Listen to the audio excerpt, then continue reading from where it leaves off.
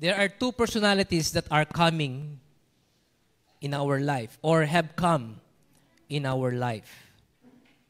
The thief and Jesus Christ. The thief and Jesus Christ. In this passage of Scripture, we can almost tell that the Lord Jesus Christ was the one speaking.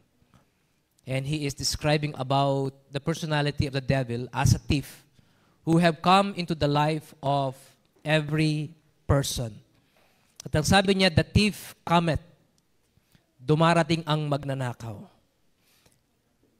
At wala siyang ibang pakay, but to steal, to kill, and to destroy. Hindi ko na kailangang elaborate siguro ito. All around us, we can see people's life being destroyed because of the thief. The valuables in their life are being stolen. And lives of people are being killed.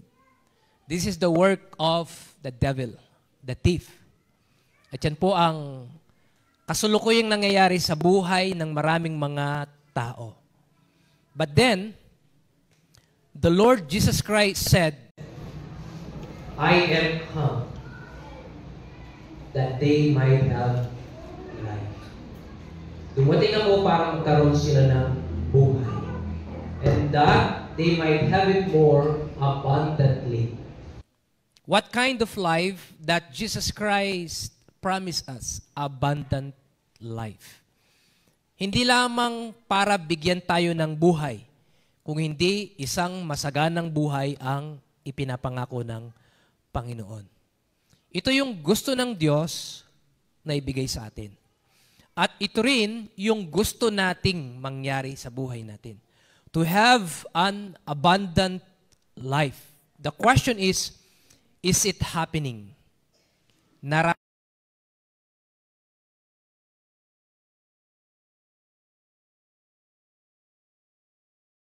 Background bago natin ituloy dun sa mga naiwan po nating mga puntos. Nung i-design ng Panginoon ng tao, He promised us abundant life. Yun na yung plano talaga ng Diyos. The original design of God for man is to have abundant life. And for a season, the first person na nilikha ng Panginoon, si Adam and Eve, were able to experience that kind of abundant life. Nilagay sila ng Panginoon sa Garden of Eden wherein everything was perfect. Walang stress, walang problema, walang high blood, walang diabetes, walang utang. Perfect lahat. That's the kind of life God designed for men to have. But somehow, along the way, something happened. Sin entered into the heart of men. At yun ang nagpabago doon sa original design ng Diyos sa tao. Kung papansin ninyo, noong nagkasala si Adan, si Eva, pinalayas sila sa Garden of Eden. At doon sa, sabihin nating gate ng Garden of Eden, ay nagtalaga ang Diyos ng mga anghel para bantayan yun. Para hindi na makabalik sina Adan at Eva sa Garden of Eden. Why? Doon sa kalagitnaan ng Garden of Eden, nandun yung puno na pinagbawal ng Diyos. Hindi ko maintindihan, ano? Bakit kung ano yung bawal, yun ang gusto? Ang daming mga puno doon na namumunga. Lahat yun, pwede nilang kainin. Bakit yung nag-iisang puno na nasa gitna, yun ang gusto nila?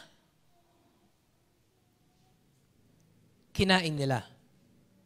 And they committed the sin of disobedience. Aside from that tree, mayroon pa pong isang klase ng puno doon.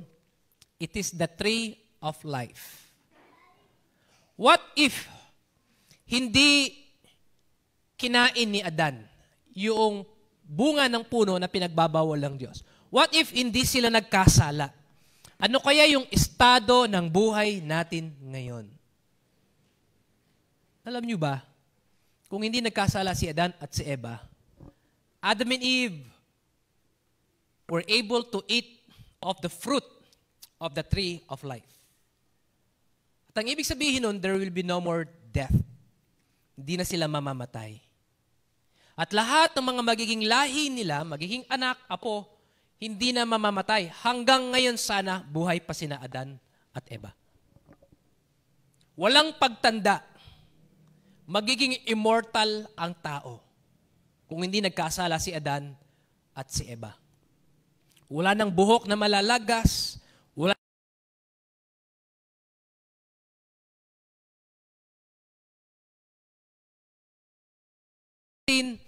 nang mga sakit. Men will be immortal. That is the original design of God to men. To have a perfect life. But sin entered. And everything was altered. Nagbago lahat. Ngayon, because God is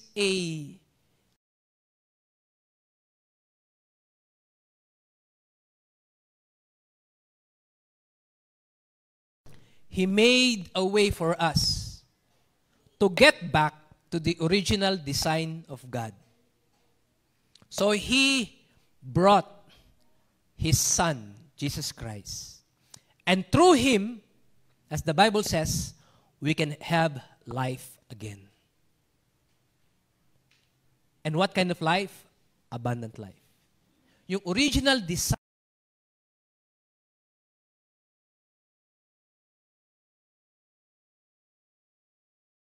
ng Panginoong Hesukristo lang.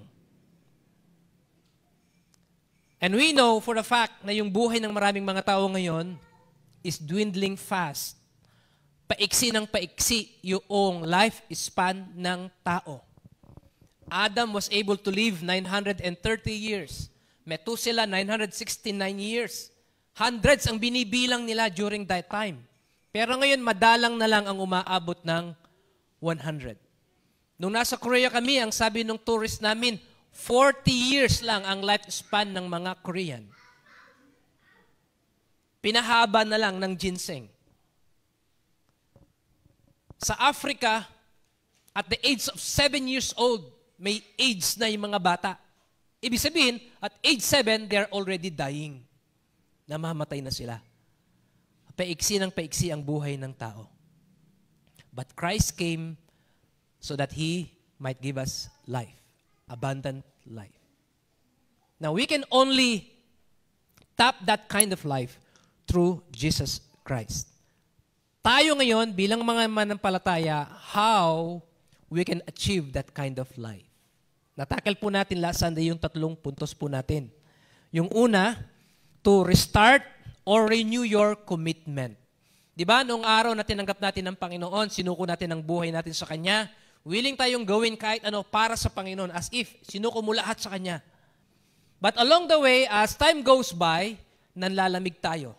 Nagsasawa tayo, napapagod tayo sa ginagawa natin bilang mga mananampalataya. Every Sunday, nasa church, uupo tayo ng 2 oras, sisigawan tayo ni pastor, uuwi, may practice ng choir, Sabado, magbibisita, may prayer meeting. Lagi natin ginagawa to the point na nagsawa tayo, manlalamig tayo. Absent tayo, here and now, pasulpot-sulpot na lang ang pagbalik natin sa church. Yung commitment natin, katulad nung unang araw na naligtas tayo, hindi na katulad ng dati. How God would perform the abundant life in your life kung hindi tayo consistent sa Kanya. Yun ang gusto ng Panginoon na mangyari sa atin. To give that kind of life, pero hindi niya magawa sapagkat hindi tayo consistent sa ating commitment sa Kanya. The first thing we should do is to renew our commitment. I-restart natin uli yung init ng commitment natin sa Panginoon, katulad ng sinabi ni Joshua. As for me and my house, we will serve the Lord. Paglilingkuran namin ang Panginoon. Second, evaluate or erase junks. Ang sabi ng John chapter 15, yung mga sanga na hindi namumunga, tatanggalin. Yung mga namumunga, ipuprune, purge, para lalo silang mamunga.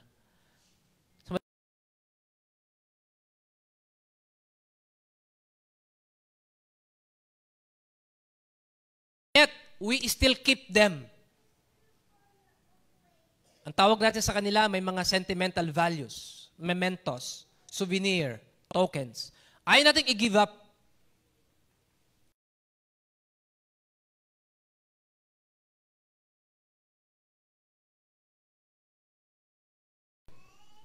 Kinikip natin, pero wala nang gamit.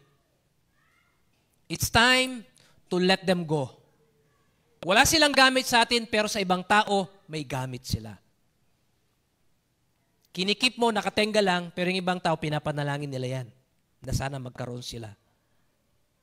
Kung may mga gamit kayo sa bahay na 2 years nyo nang hindi ginagamit, sapatos, damit, pustiso, wig, kung 2 years nyo nang hindi na ginagamit, pamigay nyo na. Let them go.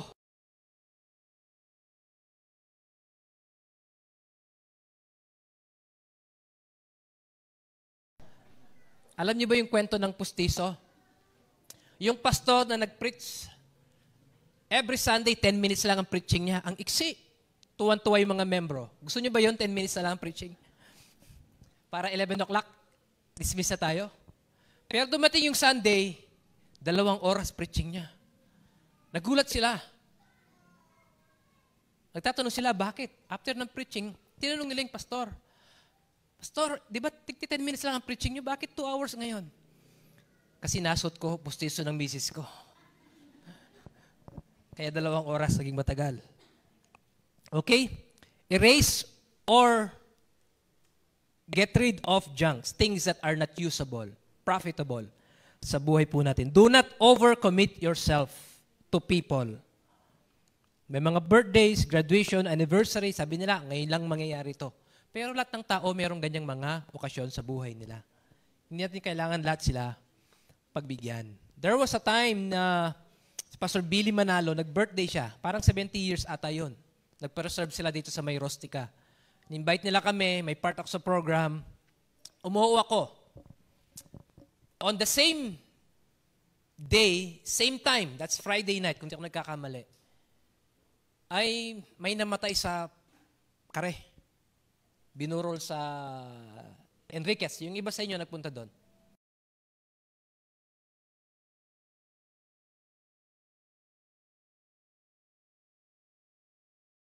Friday night, pareho. Yung birthday o yung patay? Nakauuna ako sa birthday eh. Sabi ko, sa anak niya kay Pastor Alfred, Pastor, sabi ko, magba-birthday pa naman uli si father mo. Pupunta ako doon. Pero ito, hindi na babangon muli at mamamatay pa. Ito yung kailangan kong puntahan. Hindi lahat ng birthday kailangan nating puntahan. Amen? It doesn't mean na hindi kayo importante. Importante. Nagkataon lang na merong mas importante. That's priority. Kaya kapag in-invite kayo, hindi kayo pumunta, huwag kayong magdamdam. Ibig sabihin, merong mas importanteng okasyon. Amen? Pag nag-birthday kayo, nag-graduate kayo, nag-anniversary kayo, hindi lahat talaga makakapunta. Do not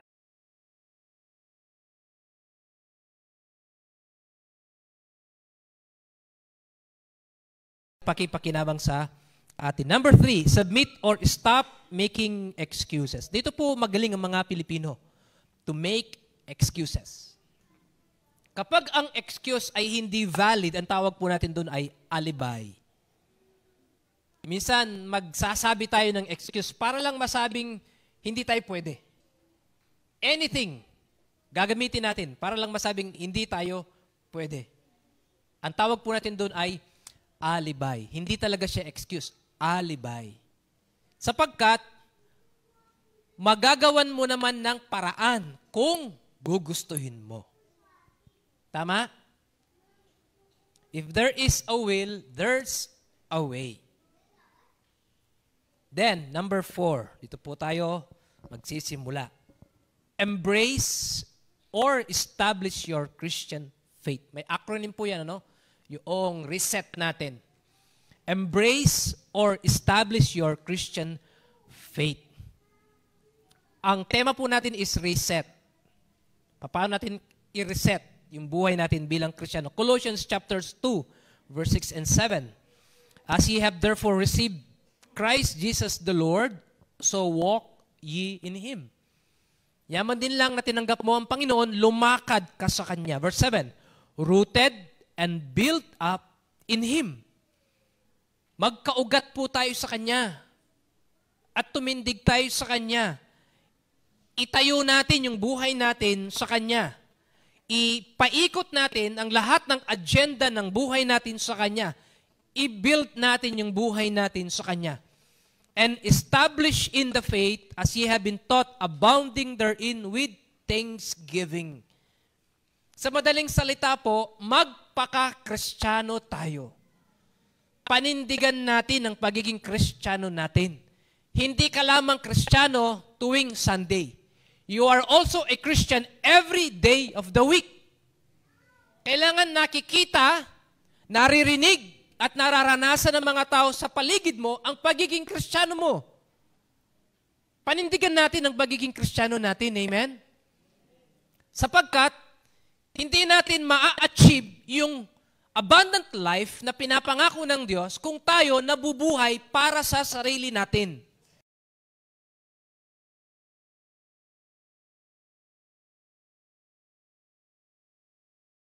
Bring glory to Him. Malugod ang Diyos sa buhay mo. Pero kung ikaw nabubuhay para lang sa sarili mo, then, so be it, have it your way. Hindi magagawa ng Diyos yung abundant life na gusto niyang mangyari sa buhay mo.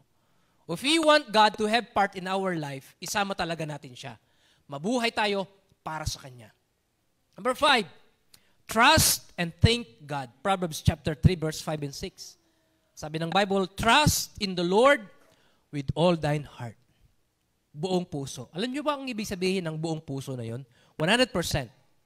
Kung magtitiwala tayo sa Panginoon, dapat 100%. Ano ba ang ibig sabihin ng trust na yon? Kung ako po ay makakatawid sa yung wire dyan sa labas, maniniwala ba kayo sa akin na kaya kong tawirin yon? Walang sumasagot Parang nagdududa kayo, ano? Malabo. May sakit si pastor sa likod, di niya kaya yon. Kung nagawa ko, maniniwala kayo na kaya kong gawin uli? Naniniwala ba kayo na yung tenga ko kayong paggalawin? Ha? Sino ditong naniniwala kaya kong paggalawin tenga ko? Tas kamay. Sinong hindi? Nagdududa. Sinong hindi magtatas ng kamay kahit ang sabihin ko? Meron akong kakaibang talent na hindi kaya ng ibang tao. Kaya kong paggalawin.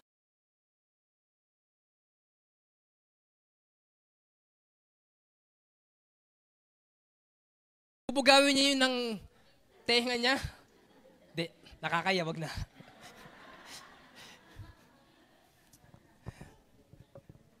Nasaan na tayo? Magtiwala tayo sa Panginoon ng buong puso. God does not accept a half-hearted trust. If we trust God, let's trust Him with our whole heart, buong puso. Kung hindi mo pagkakatiwala, kung kalahati lang ang tiwala mo sa Panginoon, might as well don't trust Him. Pero kung magtitiwala ka, 100%. Trust in the Lord with all thine heart and lean not unto thine own understanding. In all thy ways, acknowledge Him, and He shall direct thy path. May mga bagay sa buhay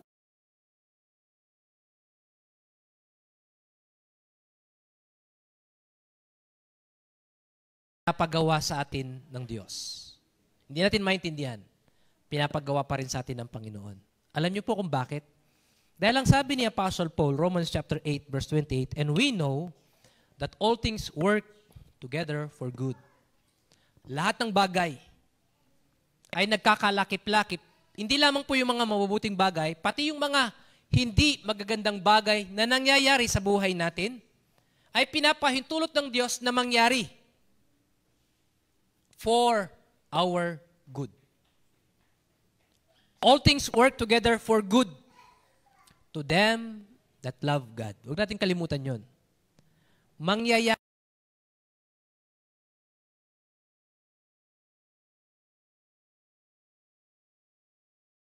together for good. But sinabi niya, all things work together for good to them that love God.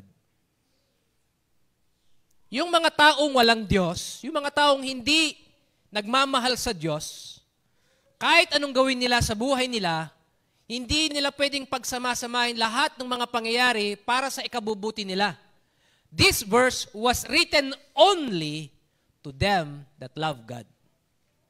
Ngayon, kung mahal mo ang Diyos, this verse is for you. Pwede mong i-claim to. I want you to notice this. Apostle Paul said, we know. And we know. It is a certainty. Absolute certainty. Tiyak, sabi ni Apostle Pablo, that all things, lahat ng bagay,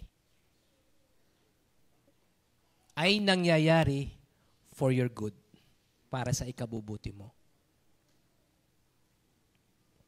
Nag-pray kayo na magkaanak kayo, nakunan ka. Nag-apply ka ng trabaho, hindi ka natanggap. Nagnegosyo ka, hindi nag-succeed. Maraming mga hindi magandang nangyayari sa buhay natin na hindi natin ginusto. And yet, God allowed them to happen. Alam niyo po kung bakit? It is for your good. Because God loves you. At minsan, hindi natin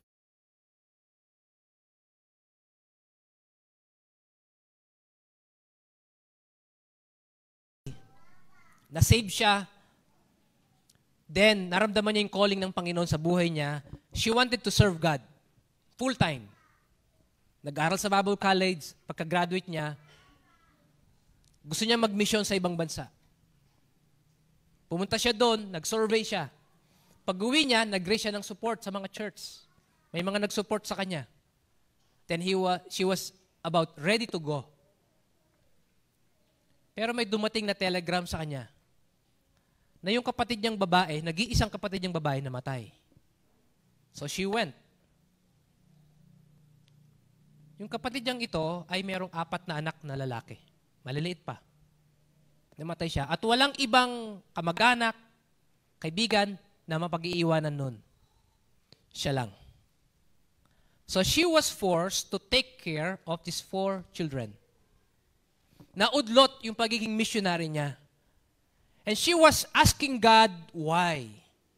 Lord, nagsusuko ako ng buhay, maglilingkod ako sa inyo. I'm almost sure ito yung kalooban mo sa akin. Pero bakit ganito? I need to take care of these 4 children. Di niya maintindihan. But she trusted God and raised these 4 children with her best. Naghanap siya ng trabaho na masukan siya para lang mapalaki, mapag-aral itong mga batang ito. At dahil devoted siya sa Panginoon, she was able to win these 4 children to the Lord. Na-save sila. At nung makatapos sila ng high school, isa-isa silang lumapit sa kanya. Auntie, naniniwala akong tinatawag ako ng Panginoon na maglingkod. Gusto kong mag-serve sa Kanya. Lahat sila, 4. Lumapit sila sa kanilang auntie at pinaalam, gusto nilang maglingkod sa Panginoon. They all went to Bible college. After graduation, sabi nila, Auntie, we wanted to become missionaries. Gusto naming maging missionaries.